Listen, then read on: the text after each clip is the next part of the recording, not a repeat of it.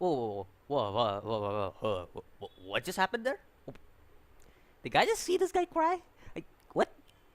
Did that just really happen? Like, are you for real? Like, I are you for real? Did that really happen? My dude, what? Yo, when I saw M in episode one, I was this was that one guy who's very intelligent, who's very stoic, and who's very much a cool personality guy, calm and collective, to be accurate. But when I saw him in this episode at the end, he started crying. Yo, what? Holy shit, what? This man is weak. Yo, yo, yo. As soon as Len put that gun on his neck, and she's like, I'm not gonna let you kill me. He was like, yo, he started crying, my dude. Even Len's reaction was like, what the hell just happened to him? Like, yo, that was so crazy. So basically, this episode starts off where we left out episode one. So basically, the previous two episodes are the backstory of what happened in episode one, and this is episode four currently. I don't think that it's gonna be a long series. If it's gonna be a long series, I'll still be okay. But I think so. Most probably it'll be a 12 episode series. I think so. If it's a long series, I'm cool with that. Now, first thing I want to say about this episode is M. He's good with mapping. Yeah, that's he's good with geography. I'm kind of surprised with that. Gotta give props to this man. He's good with geography, like really good. And what it also sees is like there are only three teams remaining on the map, and basically M and Len take on one team first after the scouter goes off. And this is what's so good about this series. Like when you look at Sword Online, it's supposed to be a game in series. Like it's supposed to show you elements of games and stuff, somewhat similar to what I would say Death March does. Because I think the Death March is something that has done gaming elements like correctly. Like I feel like they have implemented Death March has implemented the gaming element way better than any of the gaming animes I've seen. It's not like I'm saying any of the gaming animes are bad. I'm just saying they have implemented it has implemented gaming structures better than the other gaming animes I've seen. That March has done is very good, and I really recommend you if you like slice of life fantasy type of anime. That March is for you. It's a good anime. I really recommend it. It's an awesome anime. You guys should check it out. So that's what I'm saying. Like when I look at this series and when I look at the other Sword Art Online series, the other Sword Art Online series doesn't give me the feel of game. It's more based around romance. It's based around action. It's based around all these stuff, all these OP characters you got, like level 100 and stuff. You got all those OP characters, okay? And when I look at this GGO, when I look at this Sword Art Online alternative GGO, I basically think about it like this. Like, it really looks like a game. It kind of reminds me of a somewhat of PUBG, Fortnite. It kind of reminds me of old style, like free for all games.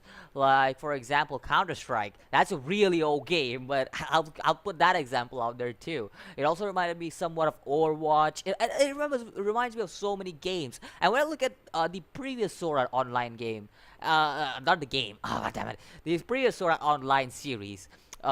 It's just something like, yo, you got a fantasy world, you got all these weapons and stuff, but it's like this that you're not gonna utilize any kind of gaming element, even though you call yourself a gaming anime.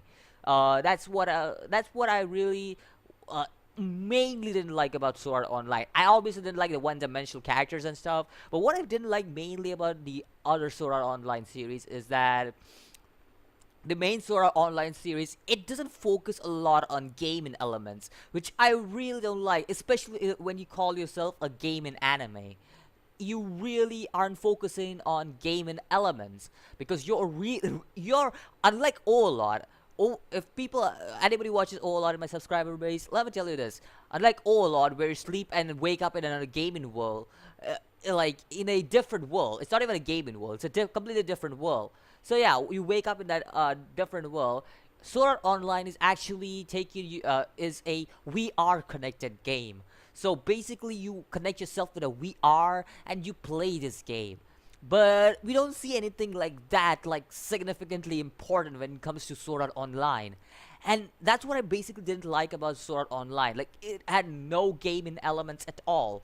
And that's the reason. Like, you are a gaming anime, but you don't call yourself like you don't show like the main elements of gaming. And this Sword Art Online Alternative (GTO), it shows so many elements of gaming. Like they utilize so many stuff that could be correlated to real world as well as correlated to gaming, and that's what I really like about this series because they keep it realistic. At the same time, they also show us what they can do in the game, and I also like how what was her name? I forgot. Pito? Was that what her name was? Basically, how she was explaining the stuff to Len, like how she was like, yeah, they don't want to make games. If they make games too realistic, people wouldn't like it. And I will agree with what she says. I will 100% agree with what she says because if we make any game realistic, let me tell you this: if we make any game realistic, people won't like it. People will definitely won't like it. Like, for example, imagine, just imagine, if you make a game like, let's say, what would I? Okay, let's take the latest game. Let's take some a latest game like Fortnite. Yeah, there we go. A latest game. If you make it realistic, just imagine this, okay? If you make it realistic, would you still play Fortnite like you play right now? By realistic, I mean, how would I put it? Like air, like how you shoot bullets. If you anybody knows about guns, you should know that when you shoot a sniper rifle, you have to aim little above. So basically, I know Fortnite has that. I don't know. Does it have that? I don't know. I haven't played that in a while. So yeah. Well, basically, these kind of elements, or for example, if you fall down from a high point, like not a super high point, but even if you fall out from a small distance of a high point, you lose health. That is true. You will lose health. That's another thing. And building structures. Imagine if you take that out and your building structure would take like 2 hours or something. Would it be something you'll enjoy? I don't think so. You will be something that'll be something you'll enjoy. Oh, breaking the homes. I don't think so. You can break homes just like that, like just smack, smack, smack. I don't think so. You can do that just like that in real life. You obviously would need to do a lot of stuff. Same goes for bringing wood, bricks, and stuff. Like, just imagine if they made it realistic. Would you have enjoyed the game just like you enjoy right now? That's the point. That's the point Peter is trying to make. Like, if they don't make realistic, they try to make this game as realistic as possible. It's people wouldn't enjoy the game, and that's very true. That's very true with nature. People like unrealistic stuff. They like to see stuff which did not occur in real world, and it that's what games are for. Like, games are basically putting you into a unrealistic world so that you could enjoy yourself there. That's basically what games are. At least for me. I don't know about you guys, but at least for me, that's what games are. But and I also like how M has this huge barrier. Like, yo, that shit was like lit. Like this huge, he just put this huge barrier around him.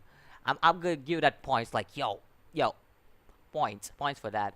I also like how Len has this advantage of being short because she was short. The shot that was the shot that was shot at her, like it hit her, but it did not hit her at a vital point. That's why she didn't die. So it's another kind of thing, like her advantage. She had that advantage, so she couldn't die. So and something else.